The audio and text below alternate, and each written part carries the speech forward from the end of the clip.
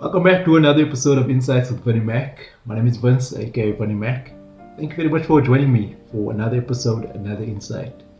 We're still on the topic of self-concept because this is such a crucial topic in terms of you developing yourself and taking yourself to the next level. Today we're covering a very important topic or aspect of that particular topic. I have covered it before, but we're just going to be revisiting it as well and just providing a different perspective in terms of especially the self-concept scenario. So we're speaking about beliefs. Like I said, I have spoken about this before, and it's important that you understand that your beliefs have the power to create either the vision of the future that you want, or they can, if your beliefs are wrong, destroy the dreams that you have for your life. And that is why it is so crucial that we speak about this particular topic. Now, before we dive into that topic, if you haven't yet, or if you are new to the channel, please by all means do subscribe to the channel. Like the content, drop me your feedback. I would love to hear from you. I would love to share in terms of your insights that you have as well and give you feedback from my perspective with regards to that. So thank you in advance for that as well. Like I said, we're speaking about the topic of beliefs, and I really feel that this is such a crucial topic. That is why I am revisiting this particular topic. Alright, so I just want to give you a quick example of exactly how beliefs can actually impact our lives and how they can really shape and just affect our way forward in the way we journey through life. Going back many moons, and I'm talking about many moons back, when I was in high school, the equivalent of what we call grade 8 these days. Back then we used to call it standard 6. I was battling to really adjust to the whole high school setup and the whole scenario and the different changes in terms of the levels of education, and it was a battle for me. Not just that, I had social challenges happening in the background as well that was affecting my thinking. But unfortunately back then on the schooling fronts, and I don't think even today, I think it's still a challenge where educators do not have that ability to give individual attention to people that are battling on individual levels. So instead of helping me, the one educator got so frustrated with me, my mathematics teacher, that she told me I was useless in mathematics, that I would never accomplish much in mathematics. She basically humiliated me in front of the entire classroom. And I remember the laughter, and I remember feeling so insignificantly small in that moment. And in that moment, I developed a belief that I cannot do this. I'm never going to achieve anything with regards to mathematics. I'm never going to be able to get past this obstacle. And that became the key belief with regards to my high school career or my high school journey. I believed that I couldn't do mathematics. I believed that I couldn't get past that stumbling block. And I kept on failing mathematics all the way through to grade 11. I actually ended up repeating grade 11 or repeating grade 11 on 3 occasions. And it's all because of this one fundamental belief, because one person put a negative thought in my mind with such ferocity, with such passion, that I took it as my reality. And I made it the cornerstone belief of my high school journey that I cannot do this, that I'm never going to be able to overcome this. Alright, but this is the amazing thing about beliefs as well, that even though you are exposed to a negative belief and you take it as a reality in your life, you can also transform that belief and start questioning the validity of that particular belief. You see, as I said, I repeated grade 11 3 years in a row. It was very embarrassing, it was very difficult. But then on the third year, my parents did the unthinkable. They moved me out of my city, out of my known environment, into a completely different town where I didn't know anybody. I had to go and live on a school hostel. I had to be exposed to different elements that I just, were frustrating. And I battled that first term on that new school, adjusting to the different cultures, adjusting to different people. And I was just at the point where I was just going to quit. I was just like completely frustrated, tired. It was just all getting to me. And something amazing happened in the second quarter of that schooling year. There were changes in terms of our teaching and the teachers that we had. And we got a new maths teacher at that point. And after a week of giving us classes and getting to know the different kids, I remember her walking up to me one day to my desk and just, she looked at me and she said, you're not as stupid as you think you are. You just need to stop pretending that you are and start showing everyone what you truly are capable of. And I remember that it was just, reverberating in the back of my mind, Well, my whole high school career I've been told that I'm stupid and that I'm never going to succeed at maths, and that was repeated after that first educator did that to me. It was repeated all the way through high school. But then here this one person comes and she reverberates something totally different and challenges the whole construct of this belief that I had put in place for a period of years.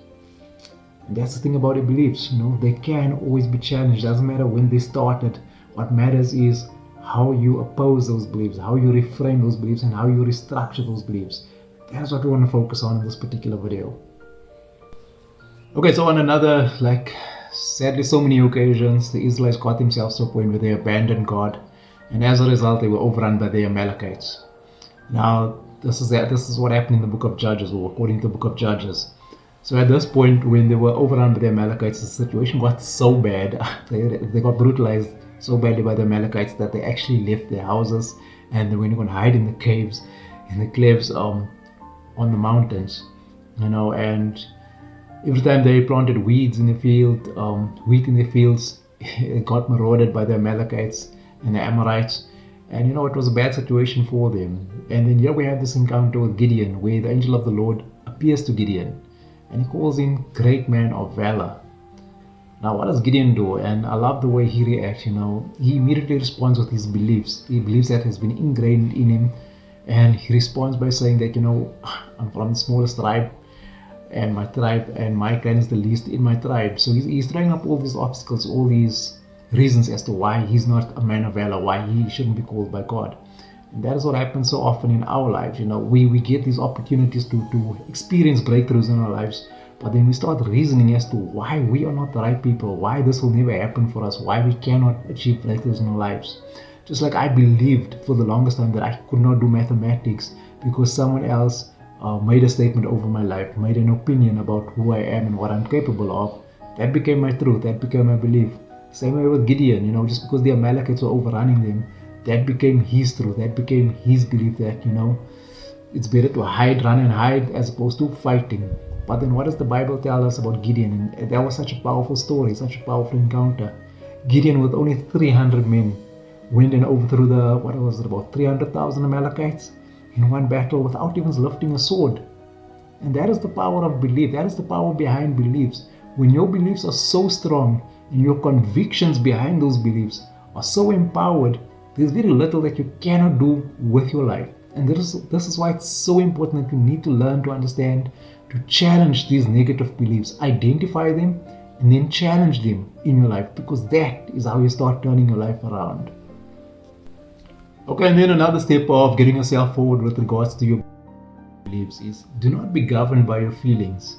See, when my marriage fell apart, when my business fell apart, I felt like a failure, and that is why I conducted myself as a failure, and that is why everything else that I tried after that point became failing, because that is how I felt, and I just kept moving with regards to my feelings.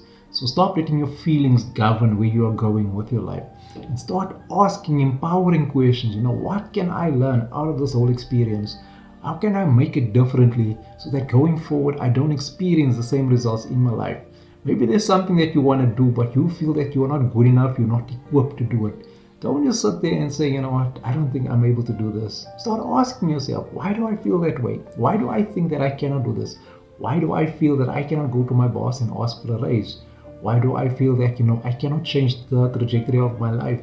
What is stopping you is the fact that you are not asking the right questions. You are just laboring on your feelings, how you feel in that moment. And as long as you are laboring on those feelings, you are constantly going to be running this belief, this program that you are not good enough, and you're going to be constantly sabotaging your life. So start changing, move away from your feelings, because none of us ever feel in the mood to do anything other than lounging around and just laying flat on our backs. Okay, well, most of us, not all of us. And because of that, most of us never aspire or reach the level that we should be reaching in our lives. The minute you move away from how you feel and start understanding why it's important for you to be doing this, to be lifting your life, to be lifting your levels, then you start moving. The beliefs, the constraints start falling away, and you start seeing opportunities opening up. But you need to be bold enough to challenge that level of thinking by asking empowering questions. I saw a video on YouTube by a lady called Leila Homozi, and wow, it was really powerful for me, because she was speaking about, looking at her life and the fact that she had gained so much weight and how she wanted to make that change, a radical shift in her life. And she looked at it and she said she'd gained 85 pounds over 2 years, and when she sat down and analyzed why she wanted to change her life, why she wanted to change her body, she looked at, in 5 years time, if she continues on this particular trend, she'll be weighing 500 pounds. Now, that was so significant and so empowering because she took a negative constraint, looked at it from an objective point of view, and then developed a positive outlook as to why she needs to make changes. And that is what we need to do in terms of our journey. Look at the negative situation, tear it apart, and develop a positive constraint as to why this is actually, or positive conviction as to why changing your life will improve your particular journey. That is how you tackle your beliefs. That is how you shape your destiny. Okay, I hope you got some value from this particular insight. I hope that it's going to help you challenge your beliefs in terms of what you're thinking is possible for your life, because we are all capable of so much more. The Bible itself says that with God all things are possible, and I love that aspect every single day of my life. I run into brick walls every single day of my life. I run into negativity every single day of my life. I still have the faith and the belief that there's Ruth out there for me. My friends keep laughing about that, but that's the truth. That is the belief that I have in my heart. Because no matter how broken or damaged situations are in your life, when you have the right belief and the right convictions behind those beliefs, you start moving towards making that a reality. Okay, I hope you got value from this particular insight. I hope that you're gonna, apply a different strategy in terms of your beliefs. I would love to hear your feedback, so please drop me your comments. If you haven't yet, please subscribe to the channel, like the content. And then also, if you found value from this, please refer it to a friend, share it with someone else so that they can also be impacted, because that's the goal of the channel, to impact as many lives as I possibly can. Alright, thank you very much for your time today. Like I said, I look forward to hearing your comments. I'm looking forward to catching on my next insight. For now, this is Vinnie Mac saying change your thinking, change your world.